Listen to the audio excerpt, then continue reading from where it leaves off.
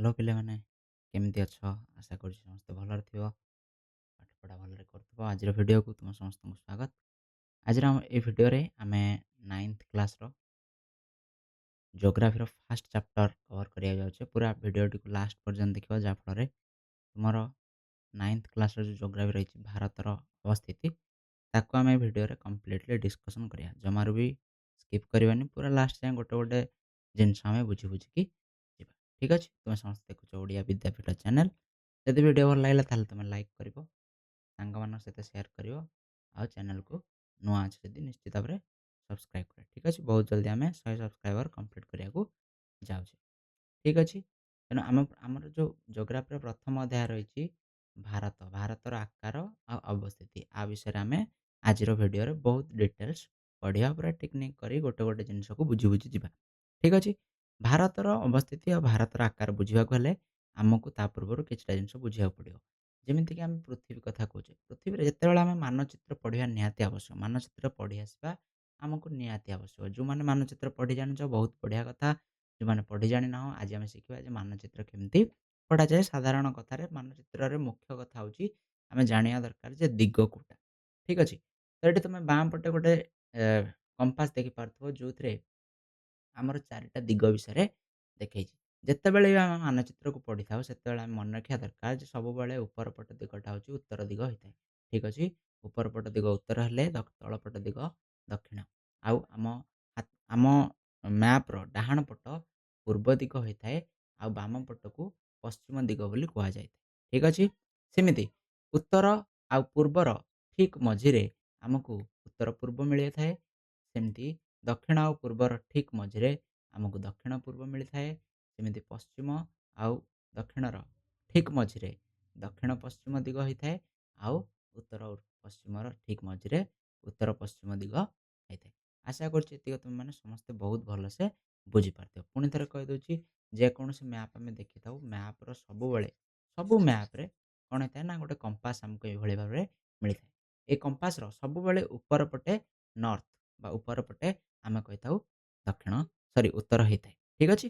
ସେମିତି ଯଦି ଆମେ ଏଇ ଗ୍ଲୋବ୍‌ର ଚିତ୍ରଟିକୁ ଆମେ ଦେଖୁଛେ, ଠିକ୍ ମାନଚିତ୍ର ଭଳିଆ ଆମର ଉପର ପଟକୁ ଆମେ ଉତ୍ତର କହିପାରିବା, ଆଉ ତଳ ପଟକୁ ଆମେ ଦକ୍ଷିଣ କହିପାରିବା। ଠିକ୍ ଅଛି? ଆଶା କରୁଛି ଏତିକି ତୁମେ ବୁଝିପାରିଥିବ। ଠିକ୍ ଅଛି? ତେଣୁ ଏଇ ଜିନିଷଟାକୁ ନେଇକି ଆମେ ମାନଚିତ୍ର ପଢ଼ିଥାଉ, ଯାହାଫଳରେ ଆମେ ମାନଚିତ୍ରକୁ ଠିକ୍ ଧରିଛେ କି ନାହିଁ କି ଓଲଟା ଧରିଛେ ସେଇଟା ଆମେ ଜାଣିପାରିଥାଉ। ଠିକ୍ ଅଛି? ତ ସବୁ ମାନଚିତ୍ରରେ ଏମିତି ଗୋଟେ କମ୍ପାସ୍ ଦେଇଥାଏ। ଯେ ଯେତେବେଳେ ଆମେ ଦେଖିବା ନର୍ଥଟା ଉପର ପଟକୁ ଅଛି, ତାମାନେ ଆମେ ଜାଣିବା ଯେ ଆମେ ମାନଚିତ୍ରକୁ ଠିକ୍ ଭାବରେ ଧରିଛେ। ଠିକ୍ ଅଛି? ତାପରେ ଆମେ ଆଉ କିଛିଟା ଜିନିଷ ଜାଣିବା। ଯେମିତିକି ଆମେ ଜାଣିବା ପୃଥିବୀ ବିଷୟରେ। ପୃଥିବୀ ଆମେ ଜାଣିଛେ ପୃଥିବୀଟା ଗୋଲ ବା ସାମାନ୍ୟ ଚେପ୍ଟା। ପୃଥିବୀରେ ତମେ ଏଠି ଦେଖିପାରୁଥିବ, ଏଇ ଯେଉଁ ଗ୍ଲୋବ୍‌ର ମାନଚିତ୍ରଟି ଅଛି, ପୃଥିବୀର ମାନଚିତ୍ରଟି ଅଛି ବା ଗ୍ଲୋବ୍‌ର ଚିତ୍ରଟି ଅଛି, ଏଥିରେ ବିଭିନ୍ନ ପ୍ରକାର ଗାର ଟଣା ହେଇଥିବାର ତମେ ଦେଖିପାରୁଥିବ। କିଛି ଗାର ଉପରୁ ତଳକୁ ମାନେ ଉତ୍ତରରୁ ଦକ୍ଷିଣକୁ ଆସିଛି, ଆଉ କିଛି ଗାର ପୂର୍ବରୁ ପଶ୍ଚିମକୁ ମଧ୍ୟ ଯାଇଛି। ତ 2 ପ୍ରକାର ଗାର ସାଧାରଣତଃ ପଡ଼ିଛି। ଯେତେବେଳେ ଆମେ ପୃଥିବୀ କଥା କହୁଛେ, 2 ପ୍ରକାର ଗାର ସାଧାରଣତଃ ପଡ଼ିଛି। ଆମେ ଦେଖିପାରୁଥିବା ଯେ ଉପରୁ ଏମିତି ଗାର ତଳକୁ ଆସିଛି, ଯୋଉଟା ଆମେ କହିପାରିବା ଯେ କ'ଣ ଉତ୍ତରରୁ ଦକ୍ଷିଣ ଆଡ଼କୁ ଯାଇଛି, ଆଉ କିଛି ଗାର ଏମିତି ସିଧା ପୂର୍ବରୁ ପଶ୍ଚିମକୁ ଯାଇଛି। ଠିକ୍ ଅଛି? ଏଇ ଗାରଗୁଡ଼ିକୁ ଜାଣିବା ନିହାତି ଆବଶ୍ୟକ, କାହିଁକିନା ଏ ବିଷୟରେ ଆଗକୁ ଆମେ ଗାର ବିଷୟରେ ପଢ଼ିବା। ଠିକ୍ ଅଛି? ଏ ଗାରଗୁଡ଼ିକ କାଳ୍ପନିକ ଗାର, ଏଗୁଡ଼ିକ ବାସ୍ତବରେ ପୃଥିବୀ ଉପରେ ନାହିଁ। ଏଗୁଡ଼ିକୁ ଆମେ କେବଳ କଳ୍ପନା କରିଛେ। ଠିକ୍ ଅଛି? ତେଣୁ ଯୋଉ ଗାରଗୁଡ଼ିକ ଉତ୍ତରରୁ ଦକ୍ଷିଣକୁ ଯାଇଛି, ଯେମିତିକି ଏଇ ଗାରଗୁଡ଼ିକ ଦେଖିପାରୁଥିବ। ଉପରେ ଲେଖା ହେଇଛି ନର୍ଥ ପୋଲ୍। ଠିକ୍ ଅଛି? ଆମେ ଯୋଉଟାକୁ କହିଥାଉ ଉତ୍ତର ମେରୁ। ଆଉ ସାଉଥ୍ ପୋଲ୍‌କୁ ଆମେ ଦକ୍ଷିଣ ମେରୁ ବୋଲି କହିଥାଉ ଓଡ଼ିଆରେ। ଠିକ୍ ଅଛି? ତେଣୁ ଏ ଉତ୍ତର ମେରୁରୁ ଦକ୍ଷିଣ ମେରୁକୁ ଯୋଉ ଗାରଗୁଡ଼ିକ ଯାଇଛି ତମେ ଦେଖିପାରୁଥିବ, ସେଇଗୁଡ଼ିକୁ ଆମେ ଦ୍ରାଘିମା ବୋଲି କହିଥାଉ। କ'ଣ କହିଥାଉ? ନା ଦ୍ରାଘିମା କହିଥାଉ। ଠିକ୍ ଅଛି? ସେମିତି ପୂର୍ବରୁ ପଶ୍ଚିମକୁ ଯୋଉ ଗାରଗୁଡ଼ିକ ଯାଇଛି, ଠିକ୍ ଅଛି? ସେଇଗୁଡ଼ିକୁ ଆମେ ଅକ୍ଷାଂଶ ବୋଲି କହିଥାଉ। ଆଶା କରୁଛି ଏତିକି ତମେ ଯଦି ପଢ଼ିଥିବ ଭଲ କଥା, ଯଦି ପଢ଼ିନାହଁ ତାହେଲେ ଏଠି ଆମେ ଜାଣିବାର ନିହାତି ଆବଶ୍ୟକତା ରହିଛି। ଦ୍ରାଘିମା ଆଉ ଅକ୍ଷାଂଶ। ଦ୍ରାଘିମା କ'ଣ? ନା ଯୋଉ ଗାରଗୁଡ଼ିକ ଉତ୍ତରରୁ ଦକ୍ଷିଣ ଯାଇଛି ତାକୁ ଆମେ ଦ୍ରାଘିମା ବୋଲି କହୁଛେ। ଯୋଉ ଗାରଗୁଡ଼ିକ ପୂର୍ବରୁ ପଶ୍ଚିମକୁ ଯାଇଛି ତାକୁ ଆମେ ଅକ୍ଷାଂଶ ବୋଲି କହିଥାଉ। ଠିକ୍ ଅଛି? ଯେମିତି ଏଇ ଚିତ୍ରରେ ତମେ ଦେଖିପାରୁଥିବ। ଯୋଉ ଦ୍ରାଘିମାଗୁଡ଼ିକ ରହିଛି, ଯୋଉ ଆମର ପୃଥିବୀ ଏମିତି ଗୋଲ ରହିଛି, ଠିକ୍ ଅଛି? ତ ପୃଥିବୀର ଏଇ ଯୋଉ ଦ୍ରାଘିମାଗୁଡ଼ିକ ରହିଛି, ଯୋଉଟା କ'ଣ ହେଇଛି ନା ଉତ୍ତରରୁ ଦକ୍ଷିଣକୁ ଆମର ଯାଇଛି। ଠିକ୍ ଅଛି? ନର୍ଥ ମାନେ ହେଉଛି ଉତ୍ତର, ସାଉଥ ମାନେ ହେଉଛି ଦକ୍ଷିଣ। ଠିକ୍ ଅଛି? ଏଇ ଗାରଗୁଡ଼ିକ ଆସି କ'ଣ ନା ନର୍ଥ ପୋଲରେ ଏମିତି ଗୋଟେ ବିନ୍ଦୁରେ ଆସିକି ଏମାନେ କ'ଣ ହେଇଛନ୍ତି ନା ଜଏଣ୍ଟ ହେଇଛନ୍ତି। ସେମିତି ତଳପଟେ ଯାଇକି ଦକ୍ଷିଣରେ ମଧ୍ୟ ଏମାନେ ଗୋଟେ ବିନ୍ଦୁରେ କ'ଣ ହେଇଥିବେ ଜଏଣ୍ଟ ହେଇଥିବେ। ଠିକ୍ ଅଛି? ଯେମିତି ଏଠି ତମେ ଦେଖିପାରୁଛ, ଏଠି ଦକ୍ଷିଣ ପୋଲ ରହିଛି। ଏଠି ଉତ୍ତର ମେରୁ ରହିଛି। ଠିକ୍ ଅଛି? ଏଠି କ'ଣ ହେଇଛି ନା ଏଇ ରେଖାଗୁଡ଼ିକ ଯାଇକି ଜଏଣ୍ଟ ହେଇଛନ୍ତି ଗୋଟେ ଜାଗାରେ। ଠିକ୍ ଅଛି? ଆକୁ ଆମେ କ'ଣ କହିଛୁ ନା ଉତ୍ତର ମେରୁ ଆଉ ଦକ୍ଷିଣ ମେରୁ। ଠିକ୍ ଅଛି? ତେଣୁ ଏଥିରୁ ଆମେ ଜାଣିଲେ ଯେ ଦ୍ରାଘିମାଗୁଡ଼ିକ ଉତ୍ତର ମେରୁରେ ଆଉ ଦକ୍ଷିଣ ମେରୁରେ ଆସିକି କ'ଣ ହେଇଥାନ୍ତି ନା ମେଳ ହେଇଥାନ୍ତି। କିନ୍ତୁ ଯଦି ଆମେ ଅକ୍ଷାଂଶଗୁଡ଼ିକୁ ଦେଖିବା, ଅକ୍ଷାଂଶଗୁଡ଼ିକ ସିଧା ସିଧା ଯାଇଛନ୍ତି। ଇଏ କାହା ସହିତ ମେଳ ହେଇନାହାନ୍ତି। ଏଇଗୁଡ଼ିକୁ ଆମେ ସମାନ୍ତର ରେଖା ବୋଲି ମଧ୍ୟ କହିଥାଉ। ସମାନ୍ତର ରେଖା ଆମେ ଜାଣିଥିବା ଯେ ସମାନ୍ତର ରେଖା କେତେବେଳେ ହେଲେ ପରସ୍ପରକୁ ଛେଦ କରନ୍ତି ନାହିଁ। ଯେମିତି ତମେ ଏଠି ଦେଖିପାରୁଥିବ, ଏଇ ଯୋଉ ଅକ୍ଷାଂଶଟି ରହିଛି, ଏ ଏଇଭଳି ଭାବରେ ଗୋଲ ହେଇକି ପୃଥିବୀ ଚାରିପଟେ ରହିଛି। ଇଏ କାହା ସହିତ ବି କ'ଣ ହେଇନି ନା ମେଳ ହେଇ ନାହିଁ। ଅନ୍ୟ ଅକ୍ଷାଂଶ ସହିତ ଇଏ ମେଳ ଖାଉ ନାହିଁ। ଠିକ୍ ଅଛି? ଏଥିରୁ ଆମେ ଗୋଟେ କଥା ଜାଣିଲେ ଯେ ଅକ୍ଷାଂଶଗୁଡ଼ିକ ପରସ୍ପର ସମାନ୍ତର ହେଇଥାନ୍ତି। କାହା ସହିତ କୌଣସି ପ୍ରକାର ଅକ୍ଷାଂଶ ଅନ୍ୟ ଅକ୍ଷାଂଶ ସହିତ ମେଳ ହୁଅନ୍ତି ନାହିଁ। ଆଉ ଦ୍ରାଘିମାଗୁଡ଼ିକ ପରସ୍ପର ଯାଇକି ମେରୁ ଅଞ୍ଚଳରେ ମେଳ ହେଇଥାନ୍ତି। ଠିକ୍ ଅଛି? ଆଉ ଗୋଟେ କଥା ଏଥିରେ ଆମେ ଜାଣିପାରିବା, ଯଦି ଆମେ ଭଲସେ ଲକ୍ଷ୍ୟ କରିବା, ଦେଖିପାରିବା ଯେହେତୁ ଯେହେତୁ ଅକ୍ଷାଂଶଗୁଡ଼ିକ ସମାନ୍ତର ଭାବରେ ରହିଛନ୍ତି, ତେଣୁ ଆ ଭିତରେ ଯୋଉ ଦୂରତାଟା ରହିଛି, ଏ ସବୁ ଜାଗାରେ କ'ଣ ରହିଛି ସମାନ ରହିଛି। ଠିକ୍ ଅଛି? ଏ ଅକ୍ଷାଂଶର ଯୋଉ ଦୂରତାଟା ରହିଛି, ସବୁ ଜାଗାରେ ଏମାନଙ୍କ ଭିତରେ ଦୂରତାଟା କ'ଣ ସମାନ ହେଇଥାଏ। କିନ୍ତୁ ଦ୍ରାଘିମାର ଦୂରତା ସମାନ ହେଇନଥାଏ। କାହିଁକିନା ଦ୍ରାଘିମା ଯାଇ ଗୋଟେ ଅଞ୍ଚଳରେ ମେରୁ ଅଞ୍ଚଳରେ କ'ଣ ହେଇଛନ୍ତି ମିଳିତ ହେଇଛନ୍ତି। ତେଣୁ ଏମାନେ ମେରୁ ଅଞ୍ଚଳକୁ କ୍ରମଶଃ ଅଣଓସାରିଆ ହେଇକି ଗୋଟେ ଜାଗାରେ ମିଳିତ ହୁଅନ୍ତି। ଆଉ ଯୋଉ ବିଷୁବ ରେଖା ଆମର ରହିଛି, ବିଷୁବ ରେଖା ପାଖରେ ଏଇ ଦ୍ରାଘିମାଗୁଡ଼ିକର ଯୋଉ ଦୂରତା ରହିଛି ସବୁଠାରୁ ଅଧିକ ରହିଥାଏ। ଠିକ୍ ଅଛି? ଆଶା କରୁଛି ଏତିକି ତମେ ବୁଝିପାରିଥିବ। ଠିକ୍ ଅଛି। ନେକ୍ସଟ ଆଉ କିଛି ଜିନିଷ ଜାଣିବା। ନେକ୍ସଟ ଜାଣିବା ଆମେ ଦ୍ରାଘିମା ଆଉ ଅକ୍ଷାଂଶଗୁଡ଼ିକୁ ଚିହ୍ନିବା କେମିତି? ଅକ୍ଷାଂଶ କଥା ଯଦି ଆମେ କହୁଛେ, ଯେମିତି ଫାଷ୍ଟ ଚିତ୍ରରେ ତମେ ଦେଖିପାରୁଥିବ, ଏଇ ଫାଷ୍ଟ ଚିତ୍ରରେ କ'ଣ ହେଇଛି ନା ଅକ୍ଷାଂଶଗୁଡ଼ିକ ଏଇ ଯୋଉ ପୃଥିବୀ ରହିଛି, ପୃଥିବୀକୁ ଯଦି ଆମେ 2 ଭାଗରେ ଭାଗ କରୁଛେ, ଯୋଉ ମଝିରେ ଯୋଉ ଗାରଟି ଯିବ, ମଝିରେ ଯୋଉ ଅକ୍ଷାଂଶଟି ଯିବ, ତାକୁ ଆମେ କହିଥାଉ ବିଷୁବ ରେଖା। କ'ଣ କହିଥାଉ? ବିଷୁବ ରେଖା ବା ଇଂରାଜୀରେ ତାକୁ ଇକ୍ୱେଟର ବୋଲି କୁହାଯାଏ। ଇଏ କ'ଣ କରିଥାଏ ନା ପୃଥିବୀକୁ ସମାନ 2 ଭାଗରେ ଭାଗ କରିଥାଏ। ଠିକ୍ ଅଛି? ଆକୁ ଆମେ ଉତ୍ତର ଗୋଲାର୍ଦ୍ଧ କହିଥାଉ। କାହିଁକିନା ଉତ୍ତରର ଗୋଲାର୍ଦ୍ଧ ମାନେ ଗୋଲର ଅଧା। ଠିକ୍ ଅଛି? ପୃଥିବୀର ଅଧା। ଆକୁ ଆମେ ଉତ୍ତର ଗୋଲାର୍ଦ୍ଧ କହିଥାନ୍ତୁ। କାହିଁକିନା ଉତ୍ତର ଦିଗରେ ଇଏ ରହିଛି। ସେମିତି ଦକ୍ଷିଣ ଦିଗରେ ଯୋଉଟା ରହିଲା ତାକୁ ଆମେ ଦକ୍ଷିଣ ଗୋଲାର୍ଦ୍ଧ କହିଥାଉ। ଆଉ ଏ ଉତ୍ତର ଗୋଲାର୍ଦ୍ଧ ଆଉ ଦକ୍ଷିଣ ଗୋଲାର୍ଦ୍ଧକୁ ଯିଏ ଭାଗ କରିଥାଏ ତାକୁ ଆମେ ବିଷୁବରେଖା କହିଥାଉ। ଆଉ ଏ ବିଷୁବରେଖା 0 ଡିଗ୍ରୀ ଅକ୍ଷାଂଶରେ ପଡ଼ିଥାଏ। କେତେ ଡିଗ୍ରୀ ଅକ୍ଷାଂଶରେ? 0 ଡିଗ୍ରୀ ଅକ୍ଷାଂଶରେ। ସେମିତି ଏଇ 0 ଡିଗ୍ରୀଠୁ ଆରମ୍ଭ କରି ଗୋଟେ ଅକ୍ଷାଂଶ ରେଖା ହେଇ ହେଇ ନର୍ଥ ପୋଲ ବା ଆମେ କହିବା ମେରୁ ଅଞ୍ଚଳକୁ ଯାଇଥାଏ, ଯୋଉଠି 90 ଡିଗ୍ରୀ ହେଇଥାଏ। ତ ଆମେ କହିପାରିବା ସିଧା ସିଧା ଯେ 0 ରୁ 90 ପର୍ଯ୍ୟନ୍ତ 90ଟା ଗାର, 90ଟା ଅକ୍ଷାଂଶ ରହିଥାଏ ଉତ୍ତରକୁ। ସେମିତି ଦକ୍ଷିଣକୁ ମଧ୍ୟ, ଦକ୍ଷିଣକୁ 0 ଡିଗ୍ରୀରୁ କମି 90 ଡିଗ୍ରୀ ପର୍ଯ୍ୟନ୍ତ ଆସିଥାଏ। ଠିକ୍ ଅଛି? ସେମିତି 90 ଡିଗ୍ରୀ ପର୍ଯ୍ୟନ୍ତ ଆସିଥାଏ, ତ ଦକ୍ଷିଣରେ ମଧ୍ୟ ଏମିତି କ'ଣ ଥାଏ ନା 90ଟା ଅକ୍ଷାଂଶ ରହିଥାଏ। ଉତ୍ତରରେ 90ଟା ଅକ୍ଷାଂଶ ଆଉ ଦକ୍ଷିଣରେ 90ଟା ଅକ୍ଷାଂଶ ଆଉ ମଝିରେ ଗୋଟେ ଅକ୍ଷାଂଶ ଯୋଉଟାକୁ ଆମେ ବିଷୁବରେଖା ବୋଲି କହୁଛେ। ଏମିତି ଟୋଟାଲ 181ଟା ଅକ୍ଷାଂଶ ଆମର ରହିଥାଏ। ଠିକ୍ ଅଛି? ସେମିତି ଦକ୍ଷିଣ ଯଦି ଆମେ ଦ୍ରାଘିମା କଥା କହୁଛେ, କାହା କଥା କହୁଛେ? ଦ୍ରାଘିମା କଥା କହୁଛେ। ଦ୍ରାଘିମା କ'ଣ ହେଇଥାଏ? ନା ଦ୍ରାଘିମା ଯେହେତୁ ଆମେ ଜାଣିଛେ ଗୋଲଟା ଯେହେତୁ ବୃତ୍ତର, ଆମେ ଜାଣିଛେ ବୃତ୍ତଟା ହଉଛି କ'ଣ 360 ଡିଗ୍ରୀ। ଠିକ୍ ଅଛି? ସେଇ ଅନୁସାରେ ତେଣୁ ଦ୍ରାଘିମା ଗୁଡ଼ିକ କ'ଣ ହେଇଥାଏ ନା ଏଠୁ 0 ଡିଗ୍ରୀରୁ ଆରମ୍ଭ ହେଇଥାଏ। ଠିକ୍ ଅଛି? 0 ଡିଗ୍ରୀରୁ ଆରମ୍ଭ ହେଇ ଏମିତି ବୁଲି ଠିକ୍ ଅପର ପକ୍ଷକୁ 180 ଡିଗ୍ରୀ ହେଇଥାଏ। ଠିକ୍ ବୁଲି ପୁଣି ଥରେ ଏଠିକି ଆସିକି 360 ଡିଗ୍ରୀ ହେଇଥାଏ। ତ ଆମେ ସିଧା ସିଧା କହିପାରିବା ଆମର 360ଟି ଦ୍ରାଘିମା ରହିଛି ବୋଲି ଆମେ କହିପାରିବା। ଠିକ୍ ଅଛି? ଆଶା କରୁଛି ଏତିକି ଯାହା ପଢ଼ିଲେ ଆମେ ବୁଝିପାରିଥିବା। ଠିକ୍ ଅଛି? ତଳକୁ ଯିବା। ତାପରେ ଜାଣିବା କେତେଟା ଇମ୍ପୋର୍ଟାଣ୍ଟ ଅକ୍ଷାଂଶ ଆଉ କେତେଟା ଇମ୍ପୋର୍ଟାଣ୍ଟ ଦ୍ରାଘିମା ଯୋଉଟା ଆମକୁ ପଢ଼ିବାକୁ ପଡ଼ିବ, ଜାଣିବାକୁ ହେଲେ। ପ୍ରଥମ ଅକ୍ଷାଂଶ ତ ଆମେ ପଢ଼ିଲେ ସବୁଠୁ ଇମ୍ପୋର୍ଟାଣ୍ଟ ଅକ୍ଷାଂଶ ହଉଛି ଇକ୍ୱେଟର, ଯୋଉଟା 0 ଡିଗ୍ରୀରେ ପଡ଼ିଥାଏ। ଯୋଉଟାକୁ ଆମେ ବିଷୁବ ରେଖା ବୋଲି କହିଥାଉ। କ'ଣ କହିଥାଉ? ବିଷୁବ ରେଖା। ଠିକ୍ ଅଛି? ସେମିତି ଉତ୍ତର ଆଉ ଦକ୍ଷିଣରେ 2ଟି ରେଖା ଆସିଥାଏ, ଯୋଉଟା ଆସିଥାଏ କେତେରେ? ନା 23 ଡିଗ୍ରୀ ଅଧେ। 23 ଅଧେ ଡିଗ୍ରୀରେ ଆମେ କହିପାରିବା ଉତ୍ତରରେ ଆସିଥାଏ କର୍କଟ କ୍ରାନ୍ତି। ଠିକ୍ ଅଛି? ସେମିତି ଦକ୍ଷିଣରେ 23 ଅଧେ ଡିଗ୍ରୀରେ ଆସିଥାଏ ମକର କ୍ରାନ୍ତି। ଠିକ୍ ଅଛି? କର୍କଟ କ୍ରାନ୍ତି ଆଉ ମକର କ୍ରାନ୍ତି। ଠିକ୍ ଅଛି? ଯୋଉଟାକୁ ଆମେ ଇଂରାଜୀରେ ଟ୍ରପିକ୍ ଅଫ୍ କ୍ୟାନ୍ସର ଆଉ ଟ୍ରପିକ୍ ଅଫ୍ କ୍ୟାପ୍ରିକନ୍ ବୋଲି କହିଥାଉ। ଏଇଟା କେତେରେ ଆସିଥାଏ? ନା 23° ଅଧେ। ଏଇଠି ବି 23° ଅଧେରେ ଆସିଥାଏ। ତ ଏଇ 3ଟା କମ୍ ସେ କମ୍ ଆମକୁ କଣ ମନେ ରଖିବାକୁ ପଡ଼ିବ? ଅକ୍ଷାଂଶ ମନେ ରଖିବାକୁ ପଡ଼ିବ। ଠିକ୍ ଅଛି? 3ଟା ଅକ୍ଷାଂଶ କଣ, କଣ ମନେ ରହିଲା? 0° ଆସିଲା ବିଷୁବରେଖା, ଯୋଉଟା ଆମ ପୃଥିବୀକୁ ସମାନ 2 ଭାଗରେ ଭାଗ କରିଥାଏ। 23.5° ଆସିଲା କର୍କଟ କ୍ରାନ୍ତି। ଏଇଟା ହଉଛି ନର୍ଥ, ଉତ୍ତରରେ। ସେମିତି ଦକ୍ଷିଣରେ 23.5°ରେ ଆମକୁ ମିଳିଥାଏ ମକର କ୍ରାନ୍ତି। ଠିକ୍ ଅଛି? ଯୋଉ ଏଇ ରେଖା 3ଟା ତମେ ଦେଖିପାରୁଥିବ। ଏଇଠି ଗୋଟେ ଯାଇଛି, ଏଟା ଟ୍ରପିକ୍ ଅଫ୍ କ୍ୟାନ୍ସର ବା କର୍କଟ କ୍ରାନ୍ତି କୁହାଗଲା, ଆକୁ କୁହାଗଲା ମକର କ୍ରାନ୍ତି, ଆଉ ଆକୁ କୁହାଗଲା ବିଷୁବରେଖା। ଠିକ୍ ଅଛି? ଏଇ 3ଟାକୁ ମନେ ରଖିବା। ଆଉ ସବୁଠୁ ଉପରେ ଆମର ମେରୁ ରହିଥାଏ। ଉତ୍ତର ମେରୁ ଆଉ ଦକ୍ଷିଣ ମେରୁ ଯୋଉଟା 90°ରେ ରହିଥାଏ। ଠିକ୍ ଅଛି? ସେମିତି ଦ୍ରାଘିମା କଥା ଯଦି ଦେଖୁଛେ, ଦ୍ରାଘିମା ଆମେ ଜାଣିଲେ 360ଟା ଦ୍ରାଘିମା ରହିଲା। ସେ ଭିତରୁ ଯୋଉ 0°ରେ ଯୋଉ ଦ୍ରାଘିମାଟା ରହିଲା, ଏଇ ଯୋଉ ଦ୍ରାଘିମାଟା ରହିଲା 0°ରେ, ଆକୁ କୁହାଗଲା ପ୍ରାଇମ୍ ମେରିଡିଆନ୍। Prime Meridian. ଠିକ୍ ଅଛି? ଯୋଉଟା 0° ଆମର କଣ ଦ୍ରାଘିମାରେ ପଡ଼ିବ।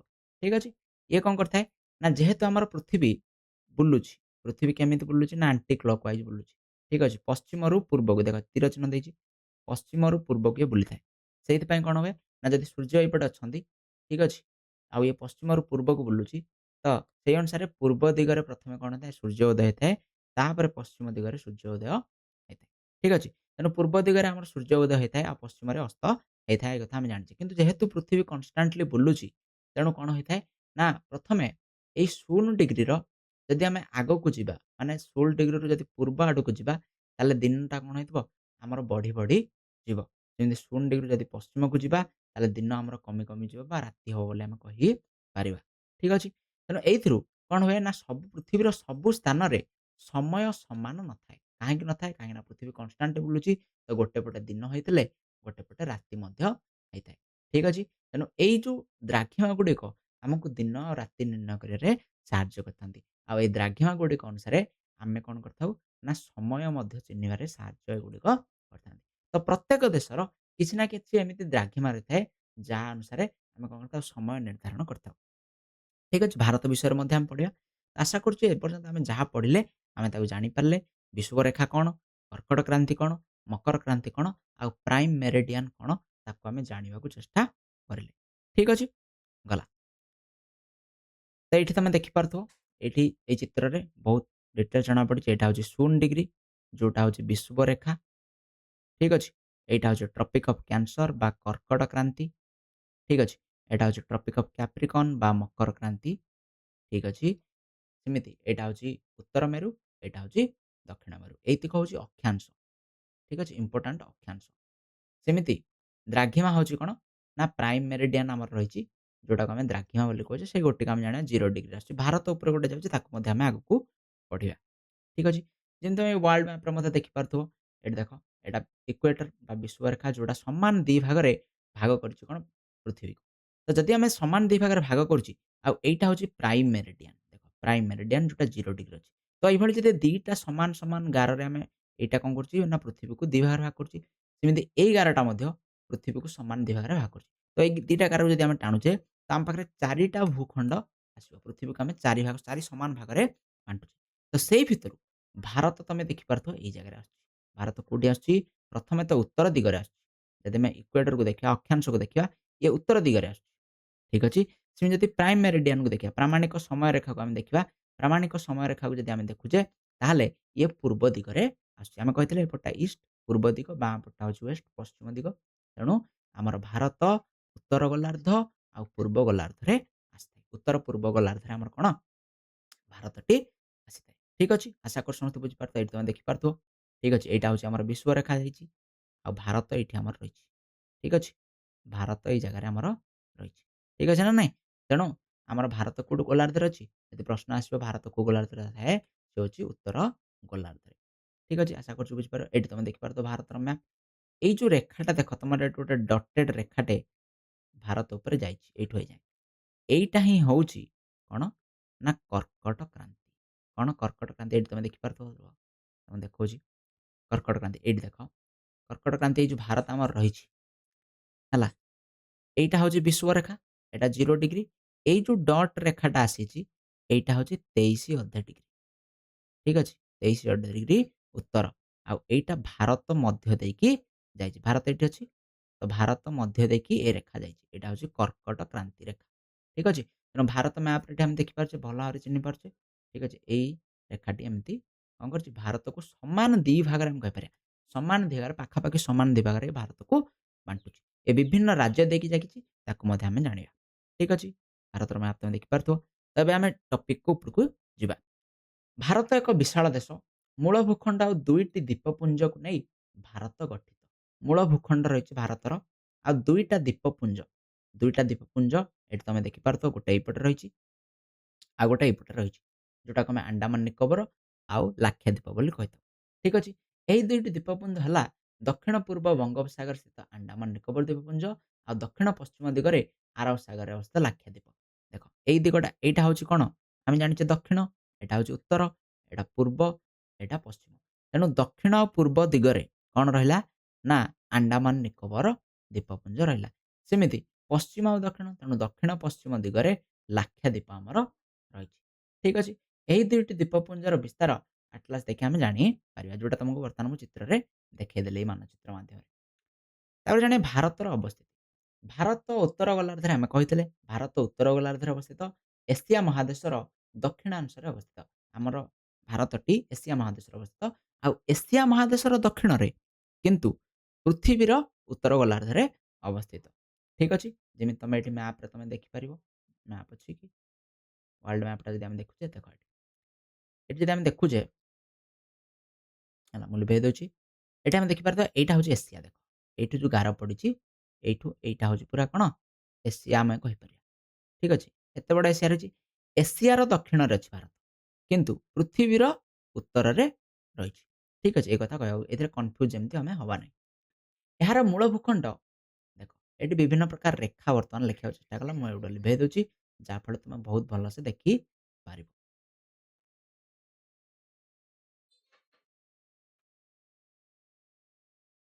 ମୂଳ ଭୂଖଣ୍ଡ କଥା ହଉଛେ। ମୂଳ ଭୂଖଣ୍ଡ କହିଲେ ଆମେ ଯଦି କଣ କରୁଛେ, ନା ଏଇ ଦ୍ୱୀପ ଗୁଡାକୁ ଛାଡୁଛେ, ଏଇଟା ହଉଛି ଆମର ମୂଳ ଭୂଖଣ୍ଡ। ଠିକ୍ ଅଛି? ମୂଳ ଭୂଖଣ୍ଡର ଆମେ ଯଦି ଅବସ୍ଥିତି ଦେଖିବା, ଆମେ ଏବେ ଜଷ୍ଟ ପଢିଥିଲେ କଣ, ନା ସମାକ୍ଷ ରେଖା, ଯୋଉଟାକୁ ଆମେ ଅକ୍ଷାଂଶ ବୋଲି କହିଲେ। ଠିକ୍ ଅଛି?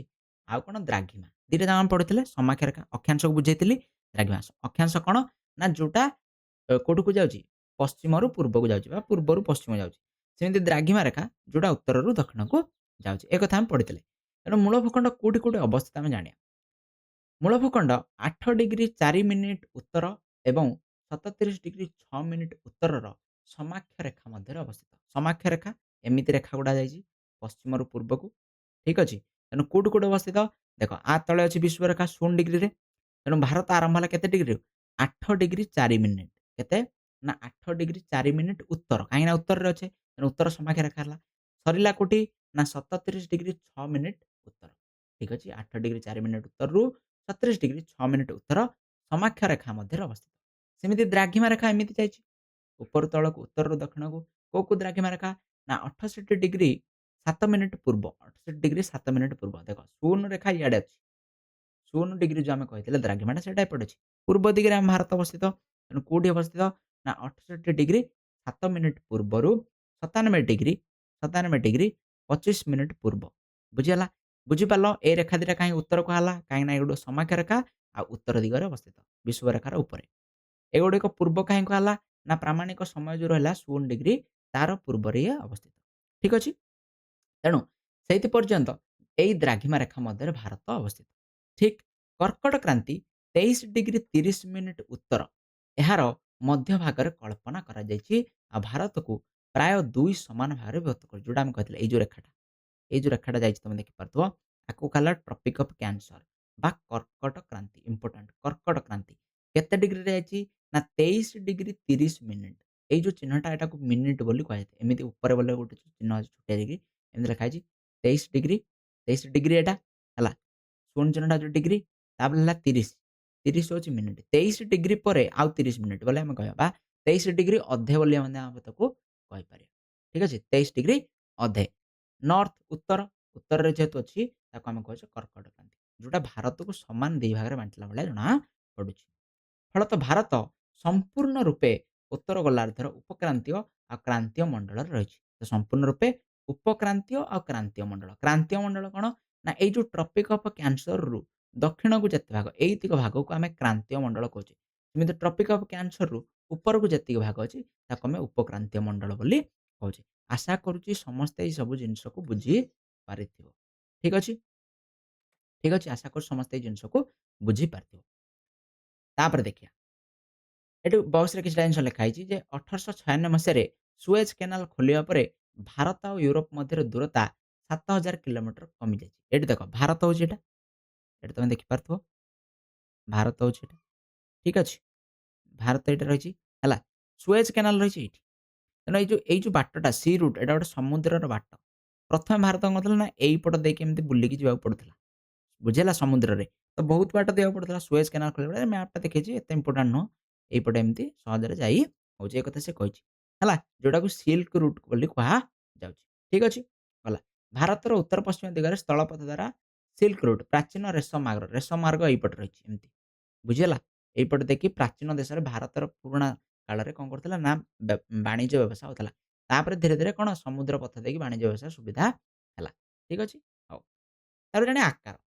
ଭାରତର କ୍ଷେତ୍ରଫଳ 3.28 ନିୟୁତ ବର୍ଗ କିଲୋମିଟର। କେତେ ଏଟା ମନେ ରଖିବା 3.28 ନିୟୁତ ବର୍ଗ କିଲୋମିଟର। କ୍ଷେତ୍ରଫଳକୁ ଆମେ ବର୍ଗ କିଲୋମିଟର ମାପିଥାଉ। ତେଣୁ 3.28 ନିୟୁତ ବର୍ଗ କିଲୋମିଟର। ଅର୍ଥାତ୍ ପୃଥିବୀର ସମୁଦାୟ ଭୌଗୋଳିକ କ୍ଷେତ୍ରଫଳର 2.4% ଭାଗ। ଯଦି ଟୋଟାଲ ପୃଥିବୀକୁ ଆମେ 100% ନଉଛେ ତାହେଲେ ଭାରତ କେତେ ସ୍ଥାନ ଅଧିକାର କରିଛି? 2.4 ଭାଗ ଅଧିକାର କରିଛି। ଏହାର ସ୍ଥଳଭାଗର ସୀମାରେଖା 15,200 କିଲୋମିଟର। ସ୍ଥଳଭାଗ ଦେଖ ମନେ ରଖିବା ଦରକାର। ସମୁଦ୍ର ରହିଛି ଆମର କୋଉଠି? ଭାରତର ମାନଚିତ୍ର ଯଦି ତମେ ଦେଖିବ, ଏଇ ଯୋଉ ବ୍ଲୁ ଜିନିଷ ଗୁଡା ଦେଖୁଛି, ଏଇଟା ହଉଛି ସମୁଦ୍ର। ଏଇଠୁ ଆରମ୍ଭ କରିକି ପୁରା ସମୁଦ୍ର କୋଉ ଯାଏଁ ରହିଛି? ଆମର ଏଇ ଯାଏଁ ରହିଛି ସମୁଦ୍ର। ବୁଝିହେଲା? ତେଣୁ ଏଇତିକ ଅଞ୍ଚଳକୁ ଆମେ କଣ କହୁଛେ? ନା ଜଳଭାଗର ସୀମାରେଖା। ଉପକୂଳ ସୀମାରେଖା ଆମେ କହୁଛେ। ଦେଖ ଏଠି। ଏଇ ଯୋଉ ବ୍ଲୁ ଲାଇନ୍ ତିକ ପଡିଛି, ଏଇଠୁ ସମୁଦ୍ର ଆରମ୍ଭ ହେଲା। ଏଇ ଯାଏଁ। ଏଇଠୁ ବ୍ଲୁ ଲାଇନ୍ ଯେତିକ ପଡିଛି, ଏଇଟା ହଉଛି କଣ? ନା ଆମର ଉପକୂଳ ରେଖା। ଠିକ୍ ଅଛି? ତେଣୁ ଉପକୂଳ ରେଖା ହଉଛି 7500 କିଲୋମିଟର। କେତେ? 7500 କିଲୋମିଟର ପାଖାପାଖି। ହେଲା? ଏଟା ସବୁକୁ ମିଶେଇ ଏଇ ଆଣ୍ଡାମାନ ଆଉ ଲାକ୍ଷାଦ୍ୱୀପକୁ ମିଶେଇ ସବୁ ହଉଛି 7500 କିଲୋମିଟର। ସେମିତି ସ୍ଥଳ ଭାଗ ଯଦି କହୁଛେ, ସ୍ଥଳ ଭାଗର ସୀମାରେଖା ଏଇଠୁ ଆରମ୍ଭ ହେଲା। ଏଇଠୁ ଏମିତି ଯାଇ ଏମିତି ପୁରା ଆସିକି ଏଇ ଯାଏଁ ପୁଣି ଆସିଲା। ବୁଝିହେଲା? ଆର ଦୈର୍ଘ୍ୟ ହଉଛି କେତେ? 15,200 କିଲୋମିଟର। ଠିକ୍ ଅଛି? ଆଶା କରୁଛି ବୁଝିପାରିଲ। କ୍ଷେତ୍ରଫଳ ବୁଝିପାରିଲ 3.28 ନିୟୁତ ବର୍ଗ କିଲୋମିଟର। ଆଉ ପୃଥିବୀର ଇଏ 2.4% ଭାଗ। ସ୍ଥଳଭାଗ ସୀମାରେଖା ହେଲା 15,200 କିଲୋମିଟର। ଆଉ ଜଳଭାଗର ସୀମାରେଖା ହେଲା 7,500 କିଲୋମିଟର। ତାପରେ ଦେଖିବା।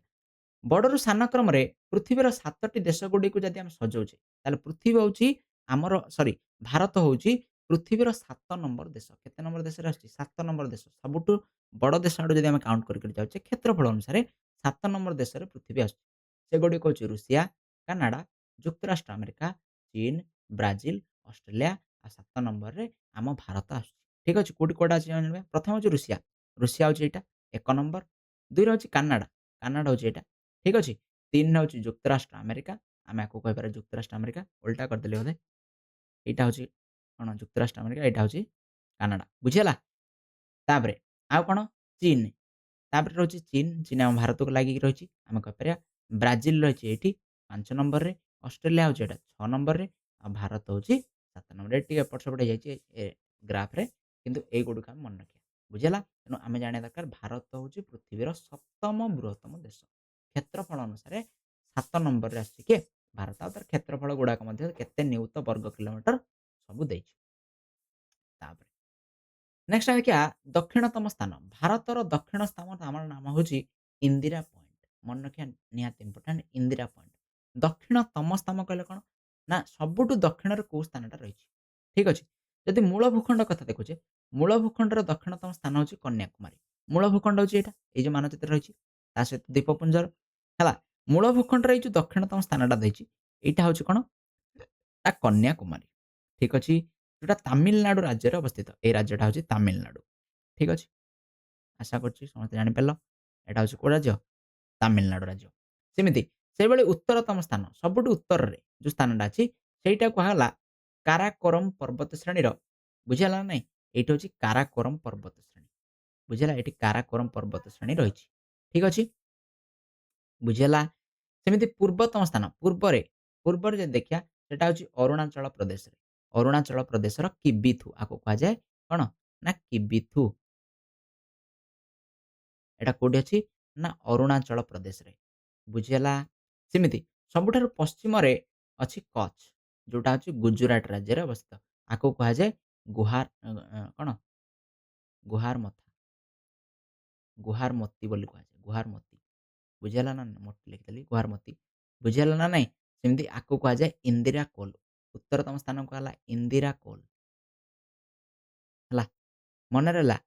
ଇନ୍ଦିରା କୋଲ୍, ଏଇପଟେ ରହିଲା କନ୍ୟାକୁମାରୀ, ଏଇପଟେ ରହିଲା କିବିଥୁ, ଏଇପଟେ ରହିଲା ଗୁହାରମତି।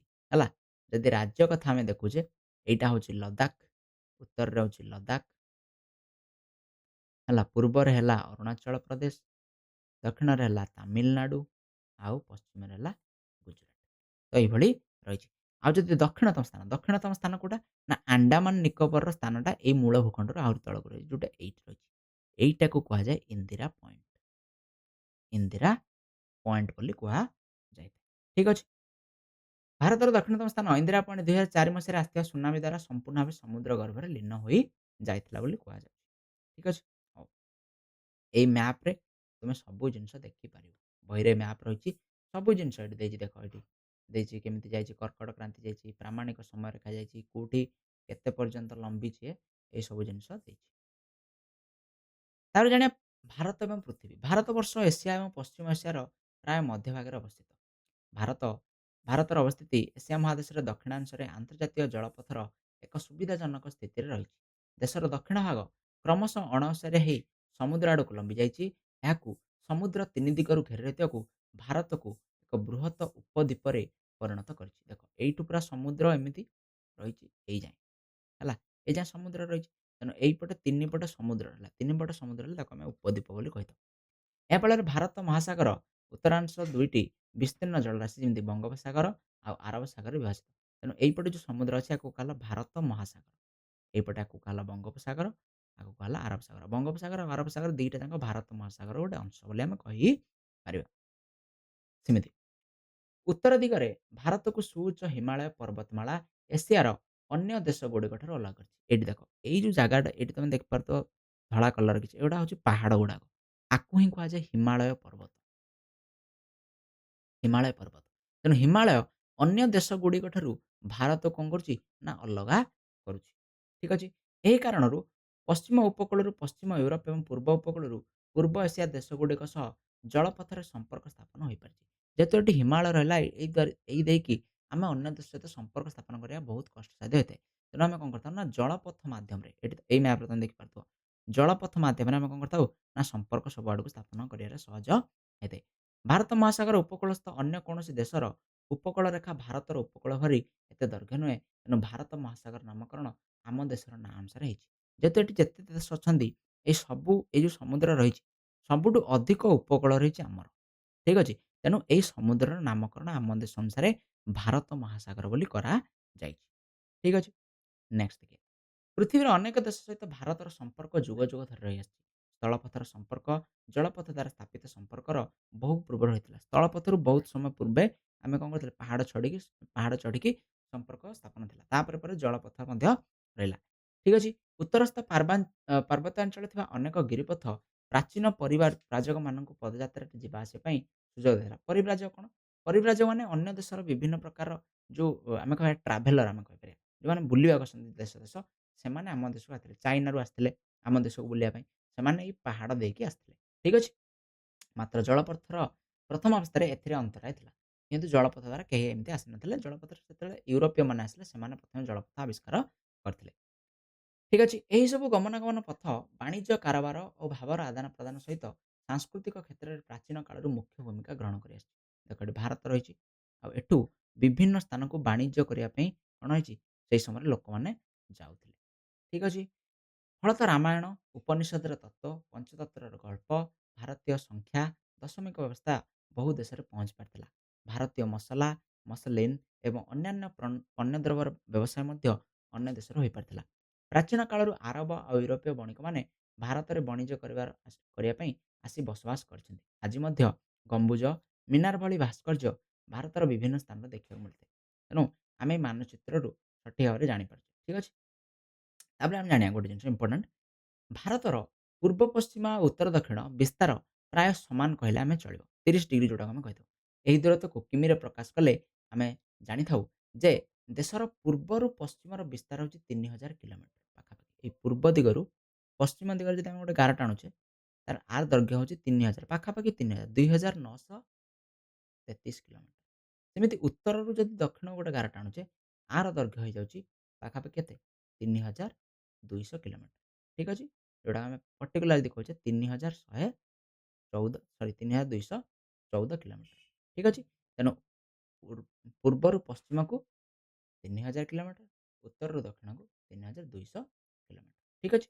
ଭୂଗୋଳକୁ ଲକ୍ଷ୍ୟ କଲେ ଜାଣିପାରିବା ଯେ ଦ୍ରାଘିମା ରେଖାଗୁଡ଼ିକ ଅକ୍ଷାଂଶ ରେଖାଗୁଡ଼ିକ ଭଳି ସମାନ୍ତର ନୁହନ୍ତି। ଯୋଉଟା ଆମେ ଫାଷ୍ଟ ପଢ଼ିଥିଲେ ଯେ ଅକ୍ଷାଂଶ ରେଖାଗୁଡ଼ିକ ହେଉଛି ସମାନ୍ତର କିନ୍ତୁ ଦ୍ରାଘିମା ରେଖାଗୁଡ଼ିକ ସମାନ୍ତର ନୁହନ୍ତି। ମାନେ ପରସ୍ପର ସହିତ ମେଳ ହୋଇଛନ୍ତି।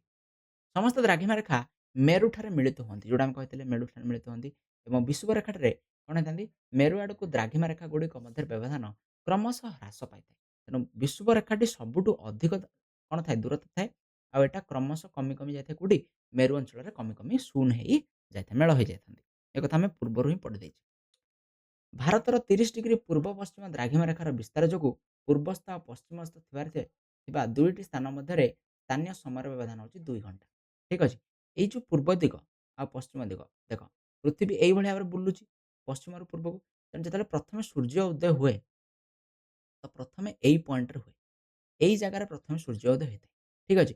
ତାପରେ ଧୀରେ ଧୀରେ ସୂର୍ଯ୍ୟ କିରଣ ପଡ଼ି ପଶ୍ଚିମକୁ ଆସିଥାଏ। ଆଉ 2 ଘଣ୍ଟା ପରେ ଯାଇକି ଏଇ ଜାଗାରେ ସୂର୍ଯ୍ୟ କିରଣ ପଡ଼ିଥାଏ। ତ ସେ କଥା କହୁଛି ଯେ ଏଇ ଯୋଉ ବ୍ୟବଧାନ ରହିଛି ଏଇଟା ହଉଛି 2 ଘଣ୍ଟାର ସମୟ। କେତେ ସମୟ? 2 ଘଣ୍ଟା ସମୟ। ତାମାନେ ଏଠି ସୂର୍ଯ୍ୟ ଉଦୟ ହେବାର 2 ଘଣ୍ଟା ପରେ ଏଠି ସୂର୍ଯ୍ୟ ଉଦୟ ହୋଇଥାଏ। ଠିକ୍ ଅଛି? ଏଥିପାଇଁ ଅରୁଣାଚଳ ପ୍ରଦେଶର ପୂର୍ବତମ ସ୍ଥାନରେ ସୂର୍ଯ୍ୟୋଦୟ ବା ସୂର୍ଯ୍ୟାସ୍ତ ହେବାର 2 ଘଣ୍ଟା ପରେ ଦ୍ୱାରିକାରେ ସୂର୍ଯ୍ୟାସ୍ତ ଆଉ ସୂର୍ଯ୍ୟୋଦୟ ହେଇଥାଏ। ଦ୍ୱାରକା ଏଇ ଜାଗାକୁ ଦ୍ୱାରକା ବୋଲି କୁହାଯାଏ ଗୁଜରାଟର। ଠିକ୍ ଅଛି? ଏପରି କାହିଁକି ହେଇଥାଏ ଆମେ ଜାଣିଲେ କାହିଁକିନା ପୃଥିବୀ ଏମିତି ବୁଲୁଛି ହେଲା। ପୃଥିବୀ ଯୋଉ ବୁଲିଥାଏ ସୂର୍ଯ୍ୟଙ୍କ କିରଣ ଧୀରେ ଧୀରେ ପଶ୍ଚିମକୁ ଆସିଥାଏ। ଠିକ୍ ଅଛି? ଏହି ପରିପ୍ରେକ୍ଷୀରେ ଭାରତର ପୂର୍ବତମ ରାଜ୍ୟ ଅରୁଣାଚଳ ପ୍ରଦେଶର ନାମକରଣ ହେଇଛି। ଅରୁଣାଚଳ ଅରୁଣ କହିଲେ ସୂର୍ଯ୍ୟ ଅରୁଣ କହିଲେ କ'ଣ ସୂର୍ଯ୍ୟକୁ ବୁଝୁଛି। ତେଣୁ ସୂର୍ଯ୍ୟ ଯୋଉଠି ପ୍ରଥମେ ଉଦୟ ଆମେ ତାକୁ ଅରୁଣାଚଳ ବୋଲି କହୁଛେ। ଦେଶର ବିଭିନ୍ନ ସ୍ଥାନରେ ସମୟର ସଂକ୍ରାନ୍ତୀୟ ଭିନ୍ନତାକୁ ଦୂର କରିବା ପାଇଁ ମିର୍ଜାପୁର ଆମେ ଜାଣିବା ଦରକାର। ଠିକ୍ ଅଛି? ମିର୍ଜାପୁର କୋଉଠି ଅଛି? ଯେ ମିର୍ଜାପୁର ବୋଲି ଗୋଟେ ଜାଗା ଅଛି ଯୋଉଟା ଉତ୍ତରପ୍ରଦେଶରେ ରହିଛି। ଏଇ ଯୋଉ ରାଜ୍ୟ ଦେଖୁଛ ଏଇ ରାଜ୍ୟ ହଉଛି ଉତ୍ତରପ୍ରଦେଶ। ହେଲା? ହେଲା? ଆଉ ଏଇଠି ଯୋଉ ସହର ଅଛି ଏଇଟାକୁ କୁହାଯାଏ ମିର୍ଜାପୁର। କ'ଣ କୁହାଯାଏ? ମିର୍ଜାପୁର। ହେଲା? ଆଉ ଯୋଉ ଏଇ ଯୋଉ ରେଖାଟା ଯାଇଛି, ଏଇ ଯୋଉ ଗୋଟେ ସିଧା ରେଖା ଯାଇଛି, ଏଇଟା ହଉଛି ଦ୍ରାଘିମା ରେଖାଟା ଆମେ ଜାଣିଛେ। ଦ୍ରାଘିମା। ହେଲା? ଏଟା କେତେ ନମ୍ବର ଦ୍ରାଘିମା? ନା 82 ଡିଗ୍ରୀ 30 ମିନିଟ୍ ପୂର୍ବ। କେତେ? 82 ଡିଗ୍ରୀ 30 ମିନିଟ୍ ପୂର୍ବ ଦ୍ରାଘିମା ରେଖା। ଏଇଟା ଏଇ ମିର୍ଜାପୁର ସହର ଦେଇକି ଯାଇଛି। ଏଇଟାକୁ କ'ଣ କରାଯାଇଛି? ଭାରତର ପ୍ରମାଣ ମଧ୍ୟାହ୍ନ ରେଖା ବୋଲି କୁହାଯାଏ। ଏଇଟା ହଉଛି ଭାରତର ପ୍ରମାଣ ମଧ୍ୟାହ୍ନ ରେଖା ବା ମଧ୍ୟନ୍ଦିନ ରେଖା ହିସାବରେ ସମୟର ମାନ ସ୍ଥିର କରାଯାଇଥାଏ। ତେଣୁ ଏହାର ଉପରିସ୍ଥ ସ୍ଥାନୀୟ ସମୟକୁ ଭାରତୀୟ ପ୍ରମାଣ ସମୟ ବୋଲି କୁହାଯାଏ। ତାମାନେ ଏଇ ଯୋଉ ରେଖା ଉପରେ ଯେତିକି ସମୟ ହେଇଥିବ, ଯେତିକି ଟାଇମ୍ ହେଇଥିବ ତା ଅନୁସାରେ ଭାରତର ସବୁ ଜାଗାରେ ଟାଇମ୍‌କୁ କ'ଣ କରାଯାଇଥାଏ? ନିର୍ଦ୍ଧାରଣ କରାଯାଇଥାଏ। ଠିକ୍ ଅଛି? ସୂର୍ଯ୍ୟ ଉଦୟ ହେଇଥାଉ କି ନ ହେଇଥାଉ କି ଯାହା ବି ହେଇଥାଉ। ଏଇ ରେଖା ଉପରେ ଯେତିକି ସମୟ ସେଇ ସାରା ଭାରତରେ ସେଇ ସମୟ। ଆମ ଓଡ଼ିଶା ଦେଇକି ମଧ୍ୟ ଏ ରେଖା ଯାଇଛି ତମେ ଦେଖିପାରୁଥିବ। ଠିକ୍ ଅଛି? ଦକ୍ଷିଣରୁ ଉତ୍ତର ଆଡ଼କୁ ଗଲେ ଅକ୍ଷାଂଶ ବିସ୍ତାର ଦିନ ଆଉ ରାତି ମଧ୍ୟରେ କ'ଣ ହେଇଥାଏ? ପ୍ରଭାବିତ ହେଇଥାଏ। ୟାକୁ ମଧ୍ୟ ଆମେ ଜାଣିପାରିବା। ଠିକ୍ ଅଛି? କନ୍ୟାକୁମାରୀଠାରେ ଦିନ ଆଉ ରାତିର ଅବଧିରେ ତାରତମ୍ୟ ମଧ୍ୟ ପ୍ରାୟତଃ ଅନୁଭୂତ ନ ହେଉଥିବା ବେଳେ କାଶ୍ମୀରରେ ଜଣାପଡ଼ିଥାଏ। ଠିକ୍ ଅଛି? ଏଇଟା ଆମେ ଦେଖିପାରୁଥିବା। କ'ଣ ଦେଇକି କ'ଣ ଯାଇଛି? ଏଇ ରେଖାଟା ଯାଇଛି କୋଉ କୋଉ ରାଜ୍ୟ ଦେଖ। ମିର୍ଜାପୁର ସହର ଏଇଠି ରହିଲା। ଉତ୍ତରପ୍ରଦେଶ, ମଧ୍ୟପ୍ରଦେଶ, ଛତିଶଗଡ଼, ଓଡ଼ିଶା ଆଉ ଆନ୍ଧ୍ରପ୍ରଦେଶ। ଏଇଭଳି 1, 2, 3, 4, 5ଟା ଷ୍ଟେଟ୍ ଦେଇକି ଏଇ ରେଖା ଯାଇଛି। ଠିକ୍ ଅଛି?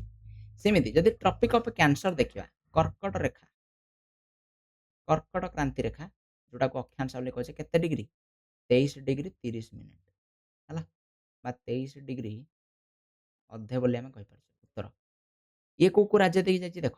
ଫାର୍ଷ୍ଟ ହେଲା ଗୁଜରାଟ ରାଜ୍ୟ, ତାପରେ ହଉଛି ରାଜସ୍ଥାନ, ତାପରେ ଆସିଲା ମଧ୍ୟପ୍ରଦେଶ, ତାପରେ ଆସିଲା ଝାଡ଼ଖଣ୍ଡ, ଛତିଶଗଡ଼, ତାପରେ ଆସିଲା ୱେଷ୍ଟ ବେଙ୍ଗଲ, ଏଇପଟେ ଆସିଲା ତ୍ରିପୁରା ଆଉ ମିଜୋରାମ। ତ ଏଇଭଳି 8ଟା ରାଜ୍ୟ ଦେଇକି ଯାଇଛି। କେତେଟା ରାଜ୍ୟ? 8ଟା। କଣ, କଣ?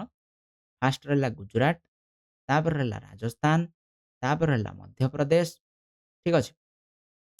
ତାପରେ ହେଲା ଛତିଶଗଡ଼, ତାପରେ ହେଲା ଝାଡ଼ଖଣ୍ଡ, ତାପରେ ହେଲା ପଶ୍ଚିମବଙ୍ଗ, ଠିକ୍ ଅଛି? ତାପରେ ହେଲା ତ୍ରିପୁରା ଆଉ ତାପରେ ହେଲା ମିଜୋରାମ। ଏଇଭଳି 8ଟି ଷ୍ଟେଟ୍ ଦେଇ କଣ ହେଇଛି? ନା ଏ ରେଖା ଗତି କରିଛି। ଠିକ୍ ଅଛି? ଆଶା କରୁଛି ସମସ୍ତେ ବୁଝିପାରିଲ। ତେଣୁ ଏଇ 2ଟା ଜିନିଷକୁ ମନେ ରଖିବା ଯେ ଦ୍ରାଘିମା ରେଖାଟା କୋଉ 5ଟା ଷ୍ଟେଟ୍ ଦେଇ ଯାଇଛି ଆଉ କର୍କଟ କ୍ରାନ୍ତିଟା କୋଉ 8ଟା ଷ୍ଟେଟ୍ ଦେଇକି ଯାଇଛି। ଠିକ୍ ଅଛି?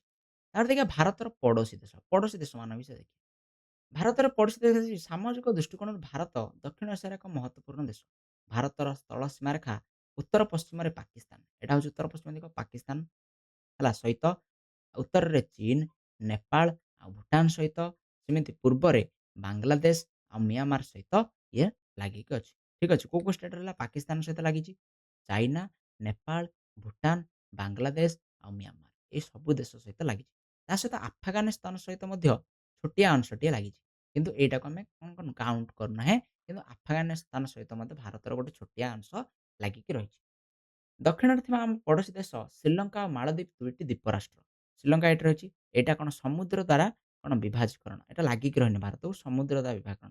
ଯେମିତି ଏଇଠି ମାଳଦ୍ୱୀପ ବୋଲି ଗୋଟେ ଦେଶ ମଧ୍ୟ ରହିଛି ଯୋଉଟା ଭାରତର ଦକ୍ଷିଣକୁ ରହିଛି। ଏଇ ଦିଟା ହେଉଛି ଦ୍ୱୀପରାଷ୍ଟ୍ର, ଦ୍ୱୀପ ପଡ଼ୋଶୀ ରାଷ୍ଟ୍ର। ଶ୍ରୀଲଙ୍କା ଓ ଭାରତର ମୂଳ ଭୂଖଣ୍ଡର ଏକ ସଂକୀର୍ଣ୍ଣ ଜଳରାଶି ପକ୍ ପ୍ରଣାଳୀ ଦ୍ୱାରା ବିଚ୍ଛିନ୍ନ ହେଇଛି। ଏଇ ଯୋଉ ଗାରଟା ମୁଁ ଟାଣିଛି, ଏଇ ଯୋଉ ରେଖାଟା, ଏଇ ଯୋଉ ପାଣିଟା ଯାଇଛି ଆକୁ କୁହାହେଲା ପକ୍ ପ୍ରଣାଳୀ। ଏଇଟା ଭାରତ ଆଉ ଶ୍ରୀଲଙ୍କାକୁ ଅଲଗା କରୁଛି। ଠିକ୍ ଅଛି? ସେମିତି ଲାକ୍ଷାଦ୍ୱୀପର ଦକ୍ଷିଣକୁ ମାଳଦ୍ୱୀପ ଅବସ୍ଥିତ। ଏଠି ଲାକ୍ଷାଦ୍ୱୀପ ଗୁଡ଼ା ରହିଛି ଆମର। ତାର ଦକ୍ଷିଣକୁ ମାଳଦ୍ୱୀପ ଅବସ୍ଥିତ। ଆଣ୍ଡାମାନ ନିକୋବର ଦ୍ୱୀପପୁଞ୍ଜର ଅନତି ଦୂରରେ, ଆଣ୍ଡାମାନ ନିକୋବର ଦ୍ୱୀପପୁଞ୍ଜ ଏଟା, ଆର ଅନତି ଦୂରରେ କଣ ରହିଛି? ନା ଏସିଆର ଇଣ୍ଡୋନେସିଆ, ମାଲେସିଆ ଆଉ ଥାଇଲାଣ୍ଡ ଭଳିଆ ଦେଶଗୁଡ଼ିକ ମଧ୍ୟ ରହିଛି। ବୁଝିହେଲା? ଏଭଳି ଦେଶଗୁଡ଼ିକ ରହିଛି। ମ୍ୟାପ୍‌ରେ ସେଗୁଡ଼ା ଦେଖାନି। ସେମିତି ବିଶ୍ୱର ସର୍ବବୃହତ ଗଣତାନ୍ତ୍ରିକ ରାଷ୍ଟ୍ର ଭାରତ 29ଟି ରାଜ୍ୟ, 7ଟି କେନ୍ଦ୍ରଶାସିତ ଅଞ୍ଚଳକୁ ନେଇ ଗଠିତ ହୋଇଛି ବୋଲି ଆମେ ଏଠି ଲେଖା ଯାଇଛି। ଠିକ୍ ଅଛି ନା ନାଇଁ? ଏଠି କଣ ଆମର ଷ୍ଟେଟ୍ ଗୁଡ଼ିକ ତମେ ଦେଖିପାରୁଥିବ ମାନଚିତ୍ରରେ ଷ୍ଟେଟ୍ ଗୁଡ଼ିକ ରହିଛି। ଠିକ୍ ଅଛି? ଗଲା। ତାପରେ ଏଠି ରାଜ୍ୟ ଗୁଡ଼ିକର ନାଁ ଆଉ ତାର ରାଜଧାନୀ ମଧ୍ୟ ଦେଇଛି। ଠିକ୍ ଅଛି? ତେଣୁ ଏଠି କଣ ଦେଇଛି ନା 28ଟି ରାଜ୍ୟ ଆଉ 8ଟି କେନ୍ଦ୍ରଶାସିତ ଅଞ୍ଚଳ ରହିଛି ଆମ ଦେଶର। ଠିକ୍ ଅଛି? ଏଠି ପୂର୍ବରୁ ଲେଖା ହେଇଛି କଣ 29 ଆଉ 7ଟା ଯୋଉଟାକି ପରିବର୍ତ୍ତନ ହେଇଛି। ବହି ପୁରୁଣା ଥିଲା ତେଣୁ ଏଥିରେ କିଛିଟା ଜିନିଷ ଚେଞ୍ଜେସ୍ ମଧ୍ୟ ଆସିଛି। ଯାହାର ନାଁ ଗୁଡ଼ିକ ଏଠି ମଧ୍ୟ ଦେଖାଯାଇଛି ଆଉ ତମେ ତାକୁ କଣ ଏଇ ମ୍ୟାପ୍‌ରେ ମଧ୍ୟ ଦେଖିପାରିବ। ରାଜ୍ୟ ଗୁଡ଼ାକ ରହିଛି। ଯେମିତି ଆନ୍ଧ୍ରପ୍ରଦେଶ, ଆନ୍ଧ୍ରପ୍ରଦେଶ ତମେ ଏଠି ଦେଖିବାକୁ ପାଇବ। ଓଡ଼ିଶା ଆମର ଏଠି ଦେଖିବାକୁ ପାଇବ। ଛତିଶଗଡ଼, ତେଲେଙ୍ଗାନା, ମହାରାଷ୍ଟ୍ର, ମଧ୍ୟପ୍ରଦେଶ, ଗୁଜୁରାଟ, ରାଜସ୍ଥାନ, ଉତ୍ତରପ୍ରଦେଶ, ଆମେ ଦିଲ୍ଲୀ ଗୋଟେ ଆମେ କହିପାରିବା କେନ୍ଦ୍ରଶାସିତ ଅଞ୍ଚଳ, ପଞ୍ଜାବ, ହିମାଚଳ ପ୍ରଦେଶ, ଜାମ୍ମୁ କାଶ୍ମୀର, ଲଦାଖ, ଉତ୍ତରାଖଣ୍ଡ, ସେମିତି ବିହାର, ୱେଷ୍ଟ ବେଙ୍ଗଲ, ଆସାମ, ଅରୁଣାଚଳ ପ୍ରଦେଶ, ନାଗାଲାଣ୍ଡ, ମିଜୋରାମ, ତାପରେ ହେଉଛି ମଣିପୁର, ତ୍ରିପୁରା, ମେଘାଳୟ, ଠିକ୍ ଅଛି? ତାପରେ ଦକ୍ଷିଣକୁ ଯଦି ଆମେ ଯିବା ତାମିଲନାଡୁ, କେରଳ, କର୍ଣ୍ଣାଟକ ଏଇସବୁ ରାଜ୍ୟ ଗୁଡ଼ିକ ଆମର ରହିଛି। ଠିକ୍ ଅଛି? ତାର ଏଠି କଣ ଦେଇଛି? ନା ଆମର କ୍ୟାପିଟାଲ ଗୁଡ଼ିକ ମଧ୍ୟ ଦେଇଛି। ସେମିତି ଯଦି କେନ୍ଦ୍ରଶାସିତ ଅଞ୍ଚଳ କଥା କହୁଛେ, କେନ୍ଦ୍ରଶାସିତ ଅଞ୍ଚଳ କଥା ଯଦି ଆମେ ଦେଖୁଛେ, ଆଣ୍ଡାମାନ ଆଉ ନିକୋବର ଦ୍ୱୀପପୁଞ୍ଜ ଯୋଉଟା ରହିଛି ଏଇଠି ହେଲା। ତାପରେ ରହିଛି ନା ଚଣ୍ଡିଗଡ଼, ଚଣ୍ଡିଗଡ଼ ଆମର ରହିଲା ଏଇଠି। ଠିକ୍ ଅଛି? ଯଦି ତମେ ଦେଖିପାରୁନଥିବ ଏଟାକୁ ଚେଞ୍ଜ କରିଦେଉଛି। ଠିକ୍ ଅଛି? ହେଲା। ଆଣ୍ଡାମାନ ନିକୋବର ଦ୍ୱୀପପୁଞ୍ଜ ଏଟା, ଚଣ୍ଡିଗଡ଼ ରହିଲା ଏଇଠି। ଠିକ୍ ଅଛି? ତାପରେ ହେଲା ଦାଦ୍ରା ନଗର ହାବେଳି, ଦାଦ୍ରା ଆଉ ନଗର ହାବେଳି ରହିଲା ଏଇ ଜାଗାରେ। ହେଲା। ସେମିତି ଡାମନ ଆଉ ଡିଉ, ଡାମନ ଆଉ ଡିଉ ରହିଲା ଏଇ ଜାଗାରେ। ଠିକ୍ ଅଛି? ସେମିତି ରହିଲା ଦିଲ୍ଲୀ, ଦିଲ୍ଲୀ ଆମର କ୍ୟାପିଟାଲ ଏଇଠି ରହିଲା। ସେମିତି ରହିଲା ଲାକ୍ଷାଦ୍ୱୀପ, ଲାକ୍ଷାଦ୍ୱୀପ ଏଇଠି ରହିଲା। ତାପରେ ହେଲା ପୁଡୁଚେରୀ, ପୁଡୁଚେରୀ ମଧ୍ୟ ଏଇଠି ରହିଲା। ବୁଝିହେଲା? ତ ଏଇଭଳି ଭାବରେ କଣ ରହିଛି? ଆମର କେନ୍ଦ୍ରଶାସିତ ଅଞ୍ଚଳ ଗୁଡ଼ିକ ମଧ୍ୟ ରହିଛି। ଠିକ୍ ଅଛି? ତେଣୁ ଆକୁ ତମେ ଯଦି ଚାହିଁବ ବହିରେ ଦେଖିକି ପଢ଼ିପାରିବ। ତ ଇଏ ଥିଲା ସମ୍ପୂର୍ଣ୍ଣ ବିଷୟ ଭାରତର କଣ ନା ଆମେ କହିପାରିବା ଭାରତର ଆକାର ଆଉ ଅବସ୍ଥିତି। ଆଶା କରୁଛି ସମସ୍ତେ ବୁଝିପାରିଥିବେ। ଯଦି ପ୍ରଶ୍ନାବଳୀ ଦରକାର ତାହେଲେ କମେଣ୍ଟରେ ନିଶ୍ଚିତ ଭାବରେ ତାର ପ୍ରଶ୍ନ ଉତ୍ତର କରନ୍ତୁ ବୋଲି କମେଣ୍ଟ କର। ଠିକ୍ ଅଛି ନା ନାଇଁ? ତାହେଲେ ମୁଁ ଜାଣିବି ଯେ ତୁମ ପ୍ରଶ୍ନ ଉତ୍ତର ଦରକାର। ଆଉ ଯଦି ତୁମକୁ ଭିଡ଼ିଓଟି ଭଲ ଲାଗିଲା ନିଶ୍ଚିତ ଭାବରେ ଲାଇକ୍ କରିବ, ସାଙ୍ଗମାନଙ୍କ ସହିତ ସେୟାର ଆଉ ଚ୍ୟାନେଲକୁ ସବସ୍କ୍ରାଇବ୍ ମଧ୍ୟ କରିବ। ବହୁତ ବହୁତ ଧନ୍ୟବାଦ। ଆଉ ଗୋଟେ ଭିଡ଼ିଓରେ ଆମେ ସେକେଣ୍ଡ ଚାପ୍ଟର ନେଇକି ଆସିବା।